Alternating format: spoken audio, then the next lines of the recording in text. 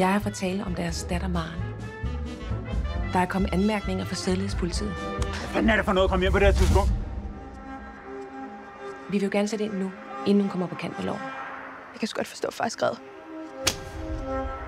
Rigsdagen har vedtaget en ny sterilisationslov. Det er en lov, der siger, at åndssvage ikke må få børn. Goddag, Maren. Jeg er kommet for at undersøge dig og kommer til at stille dig en række spørgsmål. Forstår du, hvad jeg siger? Ja. Forstår de, hvad jeg siger?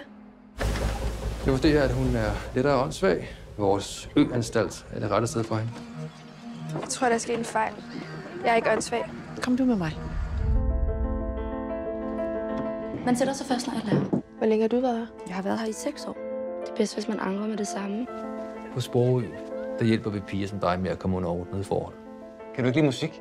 Ikke sådan noget kedelig musik, de spiller i radioen. Er hun din? Ja. Så det er bare fra dig? Jeg ved ikke, hvad jeg skal stille op med Maren. Jeg kan ikke styre hende. Jeg er for at hjælpe dig. Det er ikke godt for dig at være styret sådan af dine impulser. Jeg er med barn. Nu kommer jeg aldrig hjem. Hvordan kan vi alle sammen bare lade som ingenting? Sørine, du skal gå tilbage til arbejdet nu. Nej. Jeg tror, Maren påvirker de andre piger. Der er aldrig nogen, der har prøvet at flygte. Det kan man ikke. Hvis vi gør det sammen, så tror jeg godt, vi kan overtage båden.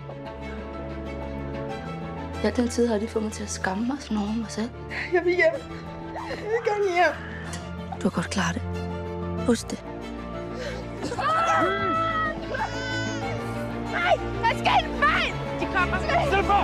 Vi skal afsted nu!